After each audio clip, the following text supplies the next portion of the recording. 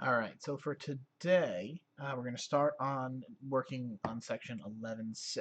So we've learned how to multiply our rational expressions. We've learned how to divide our rational expressions. So now what we're going to do is we're going to add and subtract our rational expressions. So this lesson is going to span over 2 days. So the first day what we're going to do is we're just going to work on adding and subtracting rational expressions that have like denominators.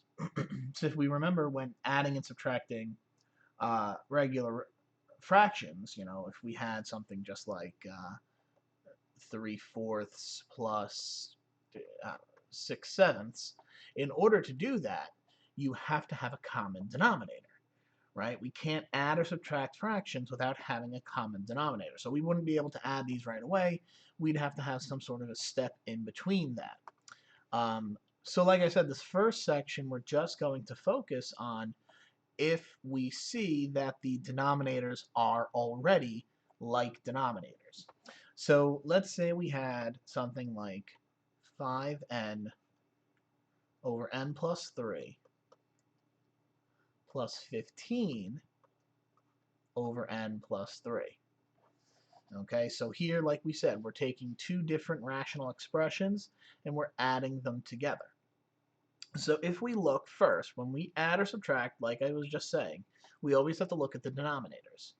Now, in the case of the ones that we're working with here, we have like denominators. The denominators are exactly the same. If that's the case, it does make it a little easier for us because that means that the denominator of my answer is just going to be that exact denominator, n plus 3. All right? So when we're working with like denominators, that denominator will be the denominator of my answer. Then I just have to work with the numerators. So what I'll do is I'll take the numerator from this one, and then whatever sign is in the middle, which in this case is a plus, and then the numerator of this one, and basically just put it like that. So it's going to be 5n plus 15. That's going to go in the numerator here. 5n plus 15. Now the only thing that I have to focus on now is once I've added or subtracted them, I always have to look to simplify. All right, always take this rational expression and say, well, can I simplify it somehow? Just like we were simplifying in previous sections, the numerator can be factored, right? We have a 5 and a 15, so the numerator can have a GCF of a 5, so I would pull the 5 out, and I'd be left with an n plus 3. In the denominator, I have n plus 3. And now if we notice, we see an n plus 3 on top, we see an n plus 3 on bottom. I'm able to just take those and cancel them out, and I am left with just a 5. So the final answer to this is actually just going to be 5. Okay? So we have to make sure that when we're adding or subtracting, if they have like denominators, the denominator will stay exactly the same. The numerator will just take whatever the numerator here is, add it to the numerator here, and then we would look to simplify. All right, so up on the screen here, I've given you 3 new problems to try on your own. So take a 5-minute pause, try these problems on your own, and just remember, as long as your denominators are the same, that's going to be the denominator of the answer. And then you're going to take whatever the sign is, and you're just going to add your numerators together. And then once you've done that, you always look to simplify. If you can factor something out, you would factor it out. See if you have something on top and bottom that are exactly the same. If you can simplify in any way, shape, or form, you're going to want to do that. So like I said, take about 5 minutes, pause the video here, try these on your own. Okay, so looking up on the screen here, now we have the answers. Hopefully you got these 3. For the first one, 8c plus 5c is the numerator, 6 since it's the same as our denominator. And then we know that 8c plus 5c, those are like terms, so I can actually just add those together. 8 plus 5 gives me 13c, so we have 13c over 6. There is nothing I can simplify here. 13 and 6 don't have any common factors. There's no c on top and bottom, so I would just leave my answer as 13c over 6. For the second one, 5xy is my common denominator, so that's the denominator in the answer.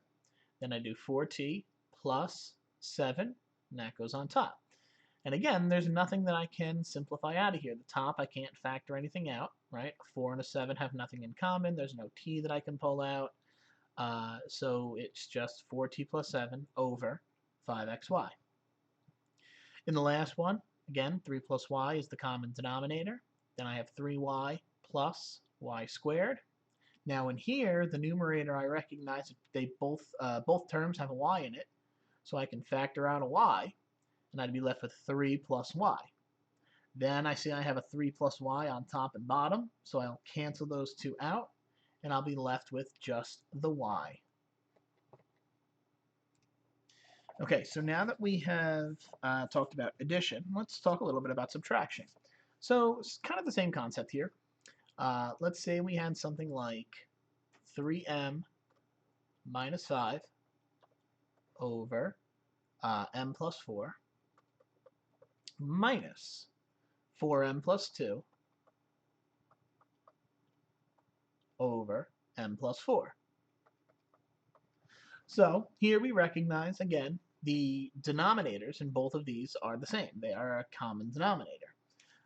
So I already know that in my answer, I'm going to have the denominator of m plus 4.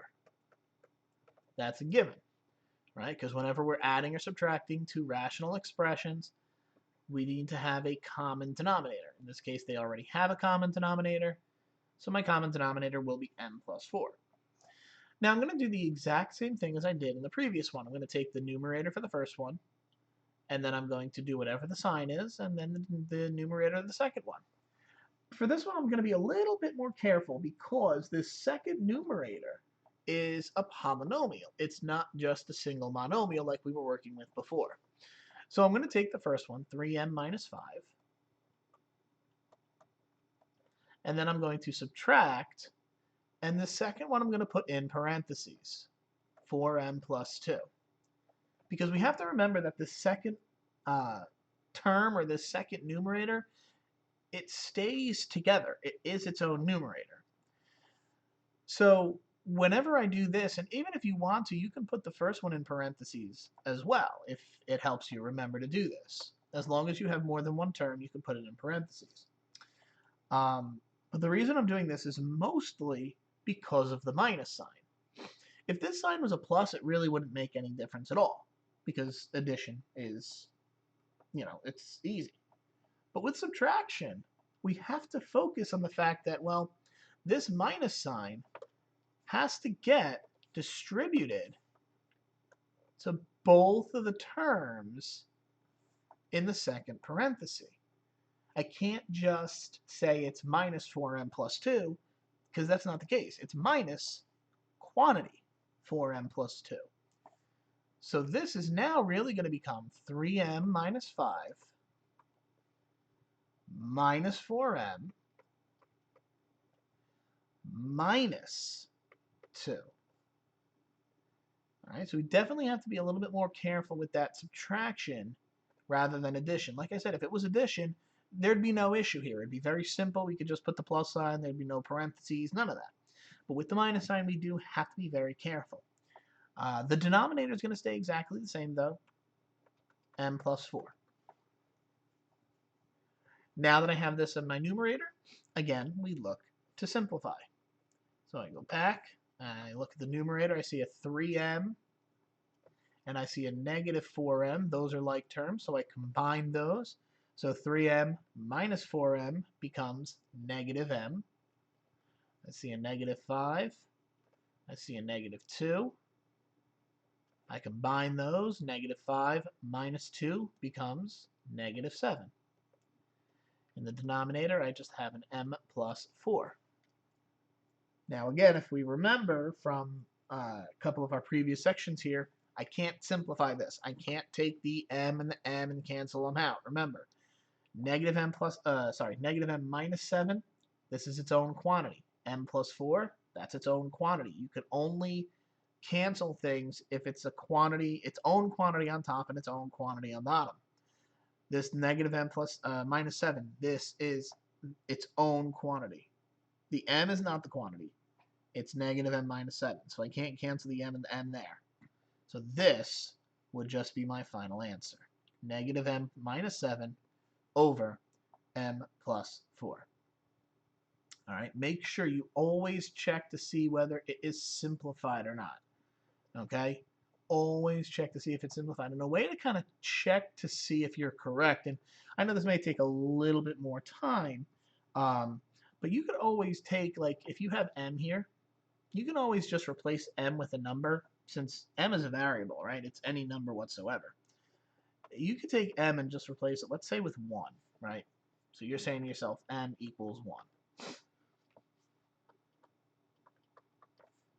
So you could take this and you could say, all right, well, if I plug in 1 into the first equation here, I'd have 3 times 1 minus 5 over 1 plus 4 minus 4 times 1 plus 2 over 1 plus 4. And then you kind of simplify it out. 3 times 1 is 3. 3 minus 5 is negative 2. 1 plus 4 is 5. 4 times 1 is 4, plus 2 is 6 over 5. And then negative 2 fifths minus 6 fifths, that would be negative 8 fifths. Then I could plug it into this one here and say, all right, negative 1 minus 7 over 1 plus 4, well, that's also going to get me negative 8 over 5. If you get the same answer both here when you plugged it into the top one and here when you plugged it into your answer, well, you know you did it correctly. Like I said, it's a little bit of a longer way to check yourself, but it's a great way to check yourself. Obviously, if you get a different answer in both of these, you made a mistake somewhere, you made an error. But if you get the same answer, you know that you did this correctly. So it's a great way to check your answer to see if you did it correctly or not. So kind of keep that in mind as a way to check your answer. And again, it doesn't have to be 1. You could plug in anything. You could plug in 0. You could plug in, negative 10, whatever you feel like it.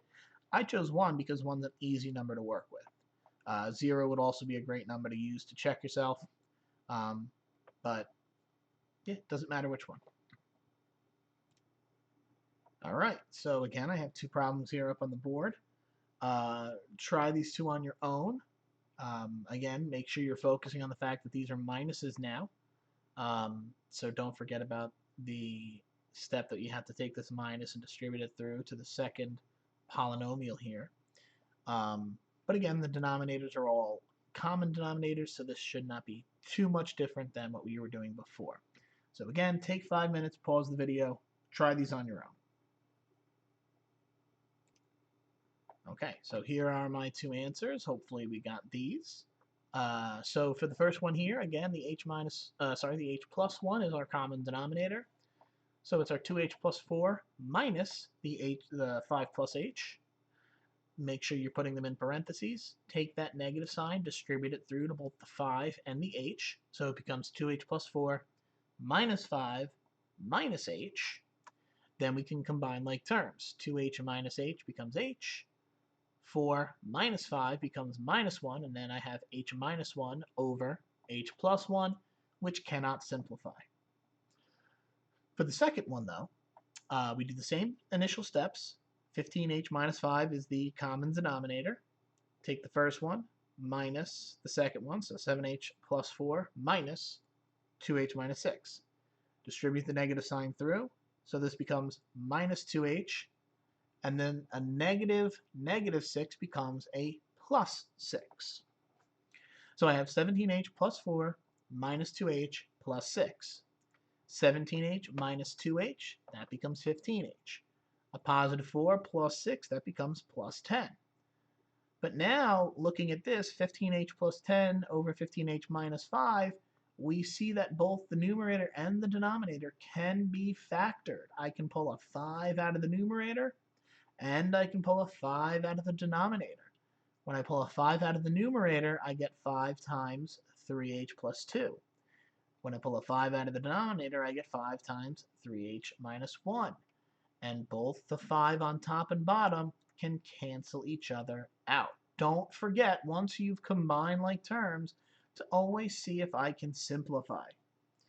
So once I cancel the 5's out, I'm left with just 3h plus 2 over 3h minus 1, and that would be my final answer there. Okay, so one more thing for today. Let's say I had a problem that looked kind of like this. Let's say we had 3n over n minus 4 plus 6n over 4 minus n. So these look very much like all the other problems we were doing, except for the fact that the denominators are now not like, but they're very close to being like, right? This is an n minus 4 and a 4 minus n. The only difference between those two denominators is the fact that they are inverses of each other, meaning the signs are just switched for both terms. In the first one, you have a positive n, and the second one, you have a negative n. In the first one, you have a negative 4, and the second one, you have a positive 4. So we call that inverses. If you have two denominators that are perfect inverses of each other, what we are able to do is we can take the second denominator. I always work with the second one because it just makes it easier. I can take the second denominator and change it. Instead of it being 4 minus n, I can make it negative n minus 4. I can pull a negative out of the 4 and the n, right? Because if I factor out a negative 1, the positive 4 would become a negative 4, and the negative n would become a positive n. So you're just factoring out a negative 1. So really, this new problem would look something like this. 3n over n minus 4 plus 6n over negative n minus 4. But again, the problem is the denominators are not perfectly alike, right? This is an n minus 4, this is an n minus 4, but it still has this negative in front. Well, and now what we can do is instead of it being a plus, a negative, we can just make it minus. So this would then become 3n over n minus 4, and instead of plus, it's now minus 6n over n minus 4. And now I see that my denominators are exactly the same, and instead of it being a plus, we've made it a minus. And it would be exactly the opposite if it just said 3n over n minus 4 minus. We'd have a minus negative, which would mean it's a plus. So if we have this negative here, we just change whatever the sign is in the middle. And now I can do this like I was doing normally. I have the common denominator, so I know that my denominator is an n minus 4. I have 3n minus 6n. Those are like. 3n minus 6n is going to give me a negative 3n over n minus 4. And there's nothing that I can simplify there. So that would be my final answer.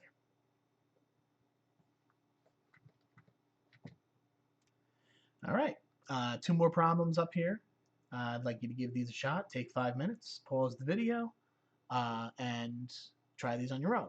Again, remember, the denominators are not exactly the same, but they are inverses of each other. So first, switch that second one, change the sign, then you can work with what we were doing before. Okay, so hopefully these are the 2 answers we got. For the first one, like I was just saying, the denominators are inverses of each other. So I'm going to take this second denominator, I'm going to factor out a negative 1 and make it t minus 3. Just switch the 2 terms.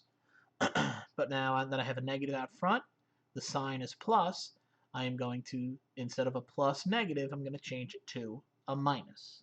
So it's going to be t squared over t minus 3 minus 3 over t minus 3.